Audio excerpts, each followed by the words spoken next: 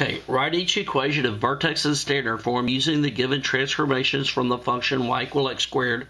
And remember, that's our parent quadratic function. Spell it right. So y equal x squared is our parent quadratic function. Now then, we need to know what vertex and standard are. So right here, I'm going to put up here y equal a parentheses x minus h squared plus k. This is vertex. Okay, the a makes it wider or narrower.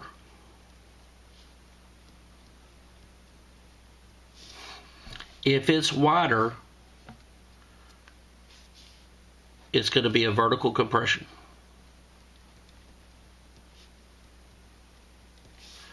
If it's, and this is going to make it less than 1. If A is less than 1, it's going to get wider and you're going to compress it vertically. It's going to make it wider. If A is more than 1, it gets narrower, and that's called a horizontal compression. If A is negative, it flips it vertically, doesn't it? Okay, so A does a lot. If A is negative, it's going to flip it. It's going to open down, and it's also going to make it wider if it's less than 1 or narrower more than 1. The H moves it left or right.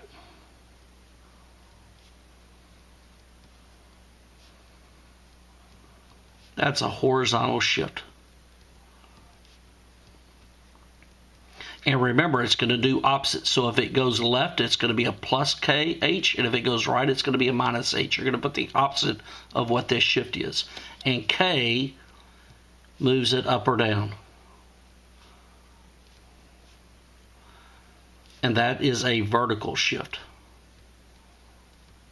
Okay, so this is your vertex form. Your standard form is y equal ax squared plus bx plus c. A does the same thing in this. As a matter of fact, A is going to be equal in both of these equations. So if A is negative, it flips it vertical. If A is more than 1, it's narrower. It's horizontally compressed. If A is less than 1, it's going to be wider. B, and there's no indication, or there's no set number on this, but if you have a BX term, the vertex is moved off the y-axis.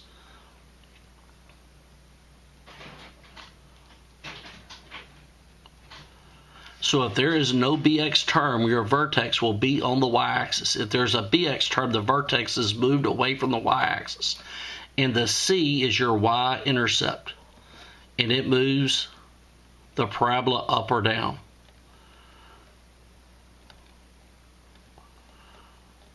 Okay, so the A's are the same. The H right here moves the vertex left or right. The K moves it up or down. The B just tells you that you're going to have your vertex moved off the y-axis. Doesn't provide a set indication of it or direction. And your C is your y-intercept. It moves it up or down. You don't know the y-intercept here, but you can get your vertex with H and K.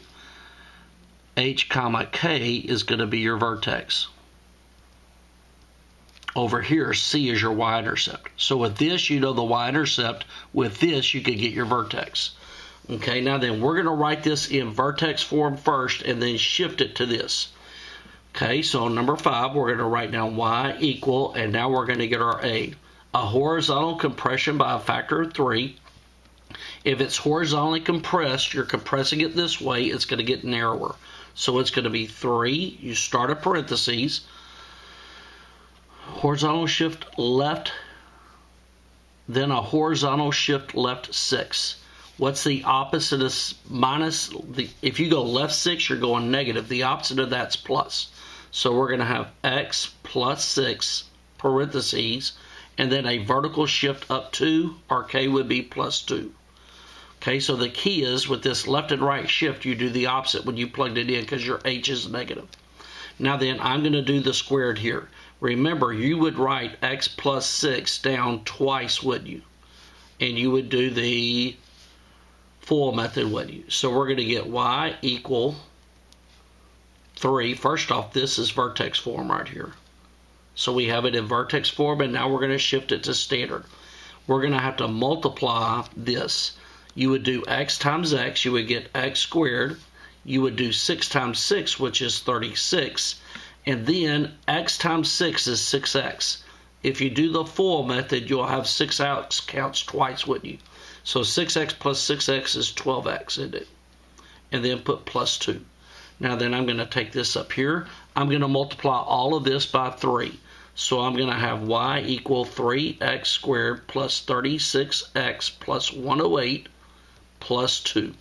The last step is to combine the 3 times 36, which is 108 and the 2. So my standard form would be y equal 3x squared. Notice that the a's are the same. Plus 36x. Notice the 36, I know it's off of the y-axis, but I don't know it's shifted left 6 and up 2. But I do know it's off the y-axis. And 108 plus 2 is a plus 110. This is going to cross the y-axis at 110, right?